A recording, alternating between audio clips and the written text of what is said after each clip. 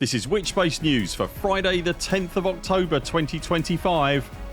I'm Commander Burr.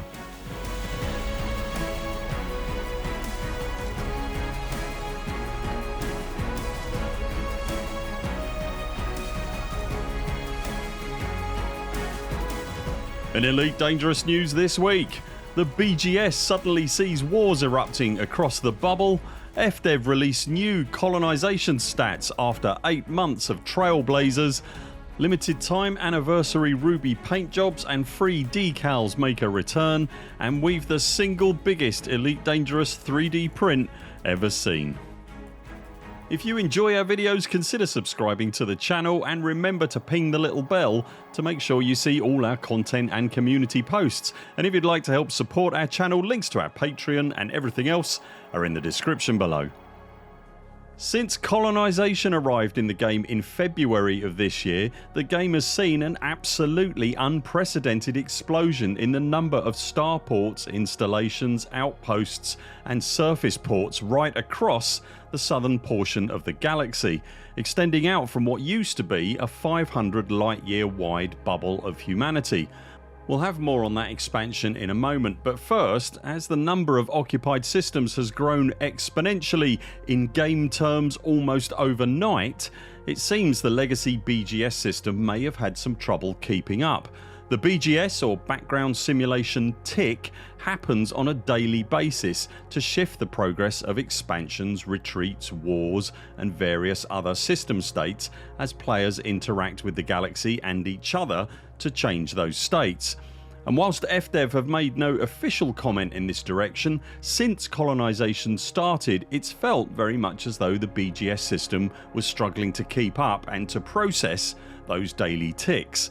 Our own observations here have seen multiple systems with wars or other conflicts in a state of pending, sometimes for weeks on end and with no sign of movement, and I know of other large player factions that have been monitoring the same stalemate situations in their own systems. That situation, however, suddenly changed earlier this week when something clearly happened at FDEV HQ. Overnight, our own player faction, as one example, suddenly found itself with no less than 29 conflicts happening in various systems right across occupied space, as systems that had entered a state of pending and then stacked up behind each other all of a sudden found their bindings released, the residents freed to absolutely kick the snot out of each other. As the days have gone on since then, other systems have jumped on the unbridled bunfight bandwagon without going to the pre-violence waiting room first, and are, as I speak these words, thoroughly enjoying 3 or 4 days of knocking the stuffing out of their neighbours in various flavours of conflict. As of this video, Frontier have offered no wider reaching commentary on the sudden BGS lurch toward spoiling for a rumble, aside from a comment community manager Phil W made on the FDEV Discord, stating in response to a query in this specific direction that essentially FDEV were monitoring whatever changes they had made to ensure that they take and continue to work as expected before talking about any of it more officially. In the days before colonisation, the BGS was known as a hugely complicated and multi-limbed horror story of a system. One can only imagine how that horror story must have expanded in scope when the monster suddenly developed hundreds more tentacles. I said we'd talk more about colonisation expansion. Frontier released some updated statistics this week to their previous colonisation reporting at the start of the year. Brace yourself for some big numbers. In total there have been 101,531 system claims made. That's up 53,305 from the figures released in April. Of those claims, 75,984 have had colonisation beacons launched into them. That's up 52,561 from April.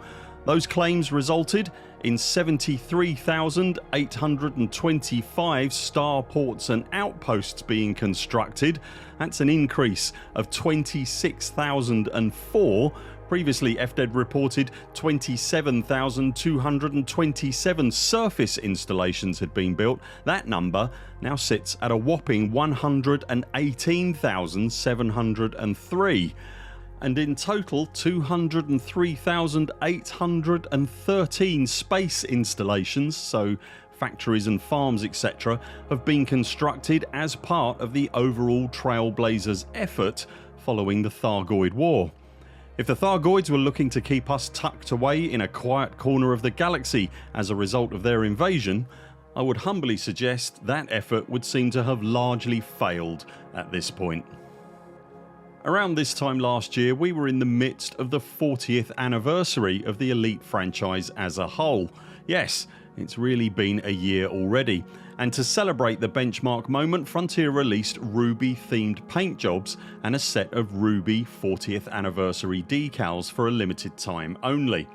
For the game's anniversary period, those Ruby paint jobs are back on the store and have been joined by similarly themed paint jobs for all the new ships that have been released since the paint jobs last made an appearance, up to and including the Type 11, which, with the holo pack plumbed into it as well as a few ship kit pieces, make the ship look like Tron's bin lorry.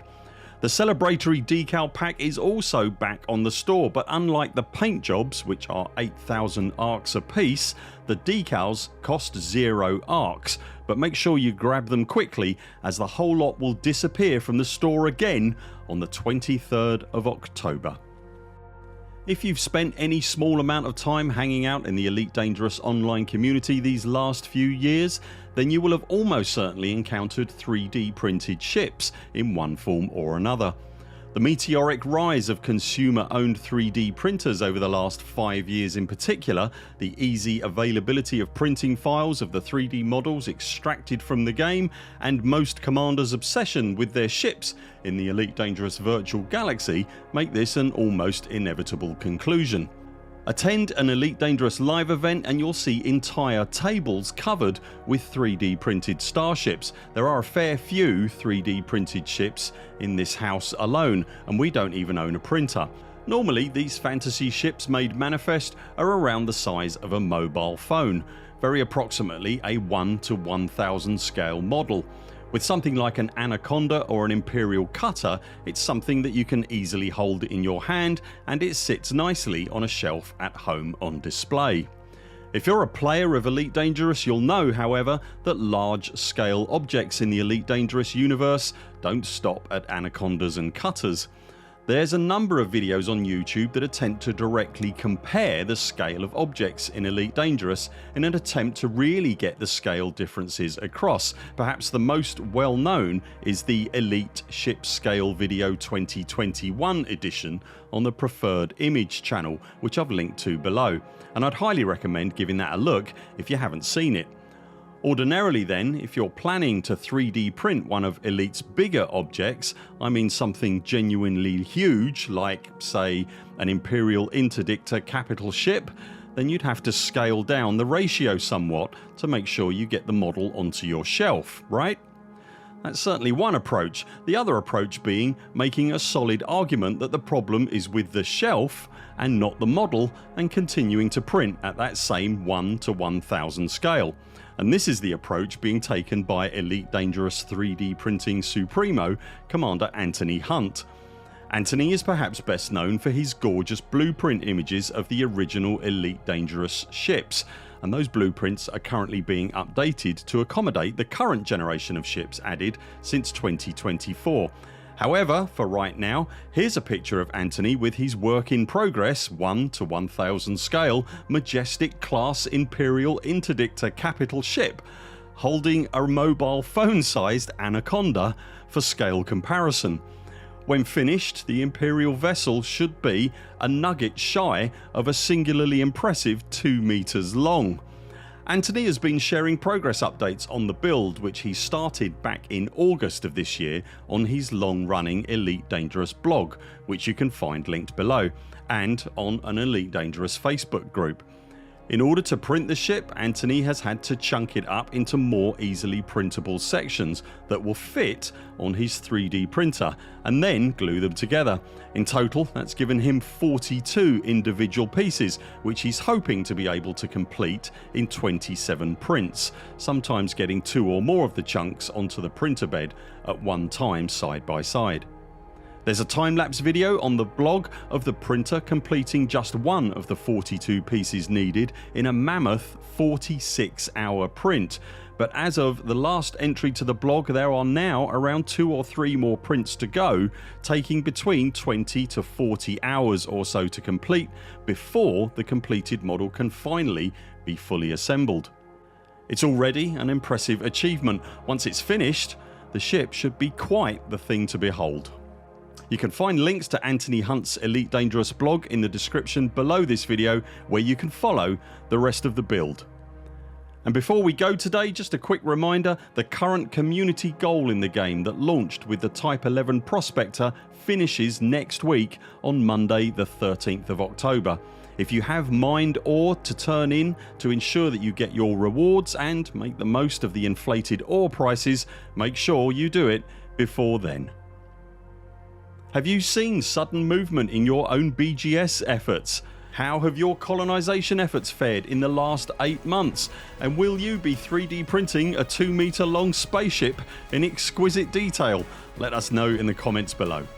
That's it for now. Thanks very much for watching. We'll be back later this week with more videos. Until then, 07 Commanders, follow the greens on the way out and do keep clear of the toast rack. We very much look forward to seeing you next time.